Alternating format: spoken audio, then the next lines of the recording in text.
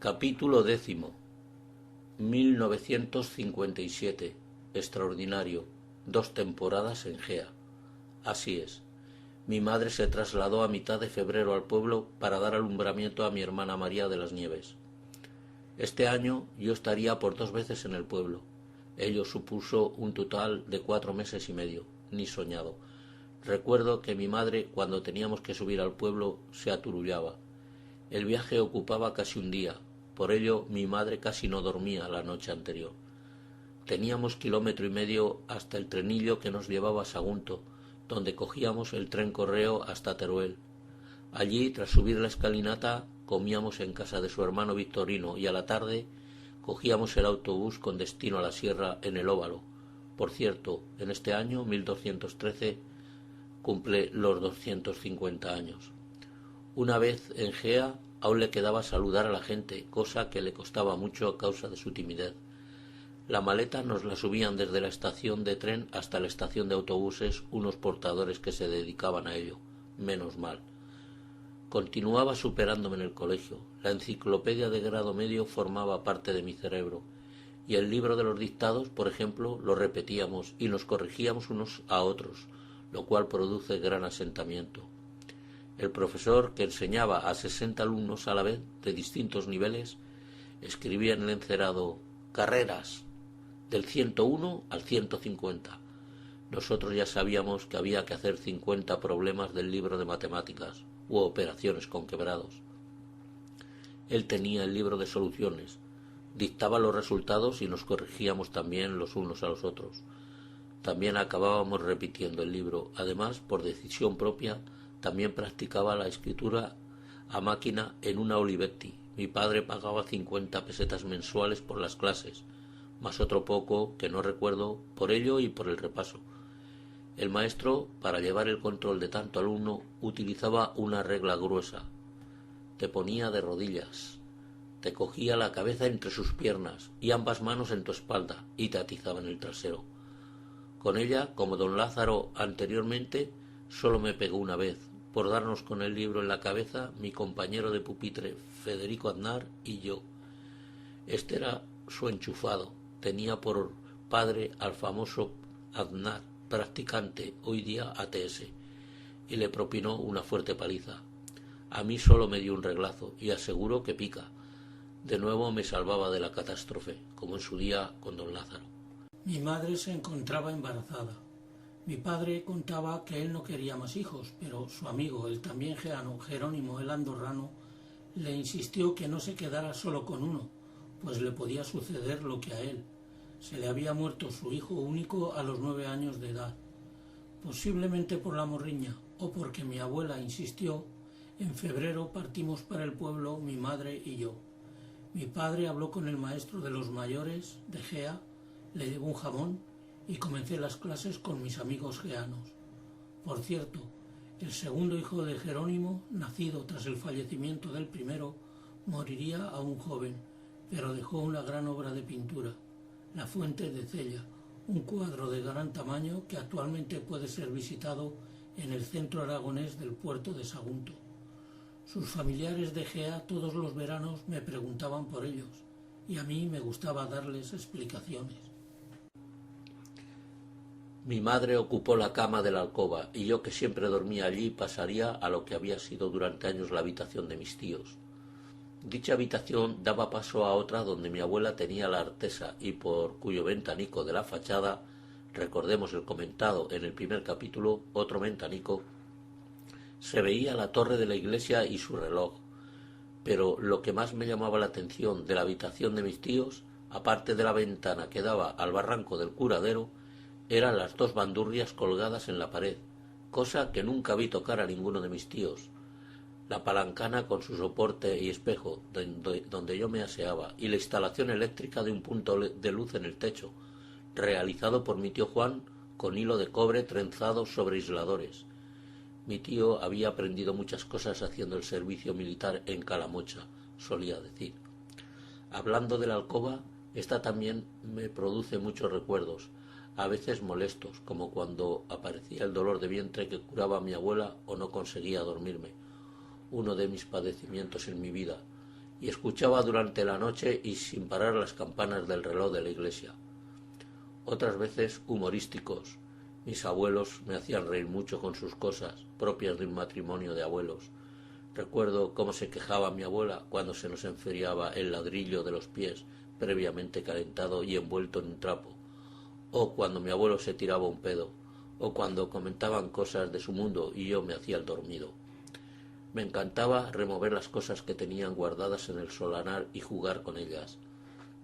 De un arcón sacaba la gabardina y el gorro militar de mis tíos y me ponía a interpretar el papel de general. Leía algún periódico antiguo que dejaba en la casa su primo Antonio cuando éste venía a ver a su madre, mi tía Manuela, desde Valladolid. Recuerdo tener en mis manos una carta que años antes y durante el servicio militar le había enviado a mi tío Juan su amigo Ventura el Bolo. En ella le decía: «Tranquilo, Juan, tu novia Isabelica está bien vigilada. Va al baile, pero no baila con nadie, solo escucha la música». Para entonces ambos novios ya hacía 2 o 3 años que habían roto su relación. Leer todo aquello y los mensajeros de San Antonio allí almacenados, donde Gea superaba a todos los pueblos de Aragón en la relación limosnas por habitante, constituían una delicia. Además, ya sabemos que en el solanar estaba la carnera y colgando de un palo horizontal los chorizos, entre otras cosas. De aquellos días tan diferentes a los del verano, recuerdo que prácticamente no ayudaba nada en casa de mis abuelos. Me juntaba con mis amigos por la carretera. Continuábamos con la limonada de Nieves Latafilas y con nuestros cuentos. Bueno, digamos que en el viejo salón del Soguero y bajo los músicos bailé por primera vez con una chica, mi prima Virgilia, y que la pieza musical era Por el Camino Verde. En el colegio del puerto apenas dábamos lectura, y aquí los alumnos se colocaban delante de la mesa del maestro, en pie, leyendo con una entonación que parecían actores. El profesor, cuyo nombre no recuerdo, hacía saltar aleatoriamente el turno de lectura y me pillaba fuera de sitio. Los propios compañeros me reñían, antes que el profesor, lo que da una idea de la seriedad con que trataban a la lectura. O quizás, hoy día ya, con más mundo corrido, pienso que quizás lo hicieran también para tomar un respiro. Otra diferencia es que realizaban trabajos manuales sobre la mesa, posiblemente elegíamos la pieza. Hice una espada de madera. El tintero era otro problema, por mucho cuidado que tuviera, acababa manchándome. Por lo demás, me acoplé bien, pese a ser de los más jóvenes en la clase de los mayores. Por aquellos tiempos, los alumnos mayores también tenían sus problemas con el profesor, no en mi presencia, pero sí por lo que les escuchaba contar. De ello recuerdo que contaban que el maestro, en un momento determinado, quería que todos tuvieran su mote, según decía, cosa típica de los pueblos. En otra ocasión, el profesor pegó a Pablo el Parretas, y su padre se presentó en la escuela, y casi se pelea con el maestro. Qué pocos padres adoptaban una defensa contra estas actitudes. En el puerto había aprendido a construir patahuevos, hoyo al que se le añadía alguna sustancia y que después se tapaba con poca base y tierra. Con la ayuda de Constancio preparé una en el centro de la puerta de entrada al claustro, los toriles durante las fiestas patronales, en el suelo de la plaza, y en él metió el pie don Lázaro. Como no hubo ningún accidente y estábamos en otra clase, digo yo, el caso es que no pasó nada. Lógicamente los chiquillos mantuvieron el silencio. Por otra parte, no recuerdo que jugáramos al fútbol en la plaza del Carmen durante el recreo. En el puerto, detrás de las casas de Menera, inauguradas por esa época, en un campo con mineral de hierro de piso, nos pasábamos todo el recreo jugando al fútbol. Nicolás Clavel, uno de mis compañeros de pupitre, sería posteriormente el capitán de la selección juvenil valenciana y jugaría al fútbol en la segunda división con el Levante unos cuantos años. Otro año mi compañero sería Fede, el otro pelirrojo de la clase, del cual ya he hablado y que terminó trabajando en Bancaja. Otro año lo fue Jordán, el cual sería con el tiempo el mejor jugador de balonmano del puerto e internacional. Y por último Julio Tarancón, el cual vivía en el barrio de Vichita y tenía un bar. Curioso, nunca tuve a uno de mis amigos. Posiblemente fue una sugerencia de mi padre al profesor, ya que lo visitó en alguna ocasión y siempre estuvo pendiente de mi aprendizaje. Mi grupo de amigos del puerto se reducía a 4 chicos, a los cuales hago referencia en muchos capítulos, y que también estaban en mi colegio. Solíamos ir juntos al cine Victoria u Olimpia los domingos, y recuerdo el estruendo que se montaba cuando aparecían los buenos de la película para atacar a los malos. En la calle jugábamos también con alguna niña. Por ello viví un día de asombro el 19 de marzo, en Gea, pero no por ser las fallas, sino porque en el pueblo se celebraba el cumpleaños de Josefina la albardera. Se juntaron un grupo de niñas en la era de Narro, jugando al salto de la cuerda. Nos dejaron participar a los chavales, juntándonos muchos niños. Ellas habían sido invitadas a tomar chocolate. Todos lo pasamos magnífico. Cuando falleció Joaquín Alagata, lo sufrí como un mazazo, pero siempre tengo el recuerdo de cómo disfruto aquel día cuando era niña, la que más batía la cuerda para intentar enredar a los niños.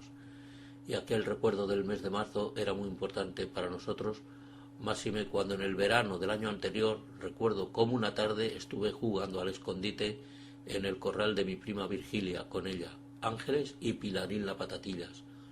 Mi prima negó la entrada en el corral a Rafael y Constancio, y estos tenían que contentarse con asomar sus cabezas por encima del muro superior en el camino a las eras y escuchar nuestros gritos. Al finalizar, Rafael me echaría en cara el que no las hubiera abandonado por el desprecio a ellos, y recuerdo que Constancio contestó: «Ojalá me hubieran invitado a mí». Quizá de estas dos últimas anécdotas recuerdo que durante el verano, y quizás debido a que mis amigos ya tenían más trato con las niñas de nuestra edad, sucedería otra de nuestras aventuras.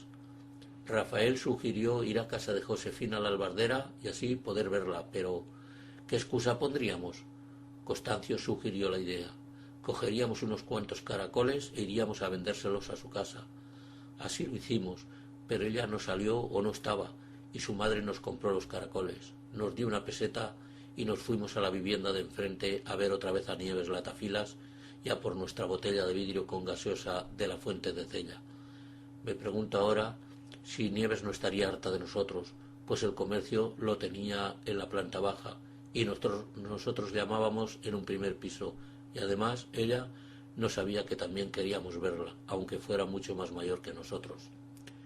Ya con esta edad, durante el verano, los niños ayudaban mucho en sus casas. Yo prácticamente en la era y poca cosa más. Pero José María Marzo, Rafael y Constancio vivían en otra situación. Además, los padres de los dos últimos ocupaban puestos no estacionarios y desconozco cuándo vinieron a vivir a Gea. El padre de Rafael, no recuerdo su nombre, de apellido Vázquez, leonés y guardia civil, y la madre, no recuerdo el nombre, de Albarracín. Con el tiempo, ¿quién me lo iba a decir? Familia de familia mía. El padre de Constancio, no recuerdo su nombre, de apellido Aznar, natural de Montoro, Teruel, y la madre no recuerdo el nombre. Con el paso de los años y hacia el final de sus vidas, mi padre, cuando subía al pueblo, agradecía que estuviera el secretario, también jubilado, para disfrutar con el juego de las cartas en el bar de la Coletina. El 29 de marzo, a primeras horas, nacía mi hermana en casa de mis abuelos. Ya llevaba rato escuchando ruidos y gritos desde mi habitación, arriba, cuando mi tía Consuelo, la alguacila, subió unos escalones con mi hermana en brazos para decirme: «¡Mira! ¡Has tenido una hermanica!».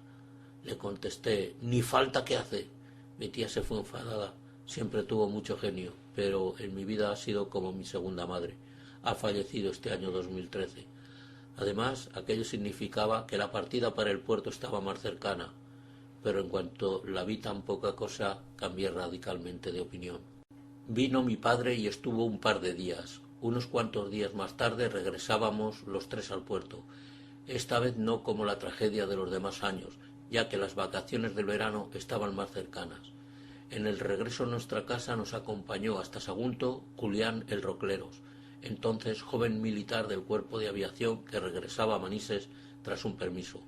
A veces me lo ha recordado y además me dice: «Y llevábamos a tu hermana recién nacida». Lejos estaba yo entonces de imaginar que ambos haríamos el servicio militar en la compañía de servicios, lógicamente con unos 9 o 10 años de diferencia. Por cierto, durante el servicio militar no coincidí con ningún geano. Bueno, perdón, con el sargento Martín, familia de Bernardo el Chicuto. Ahora tenía un nuevo trabajo añadido, tener a mi hermana en brazos. De nuevo, mi padre cumpliría la palabra de dejarme subir al pueblo, tras presentarle las notas. Otro momento de los buenos se producía durante el viaje, cuando el tren paraba en Segorbe, pues subía el heladero con su recipiente y en todos los viajes me compraba un helado de vainilla. Recuerdo que estando en el pueblo una noche, incluso lloviendo y con paraguas, marché con unas personas mayores entre las que se encontraban mi tío Juan y mi tío Pedro a coger caracoles a los aluviones del río, en las choperas, por la partida de las Hernillas, y llevábamos un canasto. Lo llenamos hasta la mitad con la ayuda de la luz de unos candiles. En cierta ocasión, Pepe el Matachín nos llevó a los amigos al huerto de su padre, muy cerca del río, y probamos una fruta que yo creía que en Gea no se producía. Se trataba de melones o sandías, no lo recuerdo exactamente, pero sí el pequeño desastre que le causamos al tío Luquilletas. Este hombre tenía por allí una pequeña plantación de zanahorias, así que le hicimos parte de la recolección y nos fuimos con ellas a las eras más cercanas. A los pocos días pasaba yo solo por la puerta de su casa y junto al callejón estrecho, en la esquina de la calle de la iglesia, la edificación de la vivienda de Niceto hizo desaparecer dicha puerta, y salió dicho hombre en ese momento, abordándome a continuación y diciéndome que yo tenía que saber quiénes habían sido los desgraciados de los ladrones, que se lo dijera, pero no solté prenda. No sé si le diría algo a mi abuelo, pero lo que sí sé es que si llega a estar mi padre en el pueblo y le dice algo. Otro día importante por entonces fue el vivido en un solar por el centro de los edificios de la calle de las Nogueras, con varios niños. Alguno de ellos propuso quitarnos el padecimiento de la fimosis, y en aquel lugar encontramos nuestro hospital. Recuerdo que cada uno se ocupó de su operación y que yo, que tenía algo de fimosis, me la quité en aquel momento. Aún me parece que escucho el coro de gritos.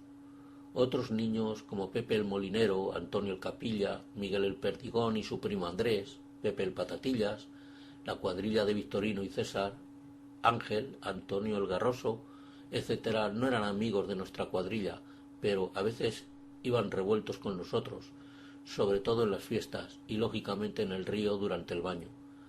Después de mi infancia, al ir igualándonos, mantendría mucha relación con mi primo Victorino. Algunas veces, cuando mis hijos tenían los 11 años, les he echado en cara lo que su padre era capaz de hacer a su edad. Mi padre me lo reprochaba, diciéndome: no te quejes, a esa edad yo estaba de recadero en la casa de Picazo y ayudaba en lo que me mandaban. Cuando tenía tu edad, el maestro y otras personas, viendo que era muy espabilado, consiguieron que me fuera a estudiar a un pueblo de Alicante, creo que a Campello, con los maristas, y ponía tanto empeño para aprender que me costó una enfermedad de los nervios, viéndome obligado a regresar al pueblo a los 11 meses. Yo vería mientras él vivió que, siendo peón, apenas tenía faltas de ortografía y siempre estaba leyendo todo tipo de información y viendo televisión formativa. Como solía decirme: hijo, si con 5 años estaba cuidando vacas en las granjas, en Cella, y mis primeros Reyes Magos los tuve a los 12 años, me trajeron un higo. En el puerto, en la calle del mar, aun con piso de tierra, jugábamos los niños a muchas cosas. En ellos participaban normalmente Ramón y Narciso, los hijos del tío Ramón. Ventura era muy pequeño. Si era el fútbol, pegábamos con el balón en las cortinas de las puertas y nos echaban de allí. Así íbamos recorriendo de tramo en tramo nuestra calle. En cierta ocasión se estaban apedreando sin fuerza y a una distancia de unos 20 metros 2 de los niños, y yo estaba en el centro y sentado en una puerta leyendo un tebeo de los que me dejaba la vecina Pepi, y me dieron en la cabeza con un pedazo de teja, haciéndome una herida y sangrando. Por cierto, hasta los 14 años no sabría lo que era una inyección, y fue por unos ganglios que tenía. Recuerdo que el practicante, un señor de Monterde, diría que ello no hacía falta. El centro de socorro lo teníamos a unos 100 metros de nuestra casa, junto al colegio de Begoña. Otra situación curiosa que viviría por aquellos días sería con otro vecino, Benjamín Reyes, un año menor que yo y que vivía en mi calle en el número 47. Detrás de su vivienda, en la avenida Camp de Morvedre, estaban edificando la primera vivienda de este tramo, Villa Marisol, y ambos estábamos jugando junto a los escombros de la cimentación cuando me encontré una moneda de 2,50 pesetas. Él rápidamente gritó: «¡Parte para los dos!» Y tras consultar con los otros niños vecinos y decirme estos que debía de haberme anticipado diciendo «¡Parte para mí solo!», tuve que darle la mitad, 1,25 pesetas. Murió en un accidente de tráfico regresando de Cuenca, y mientras vivió me lo recordó a veces. Recuerdo cuando en su casa le ayudaba a sacar agua de un pozo con una bomba mecánica fija, cosa que no vi nunca en otra casa.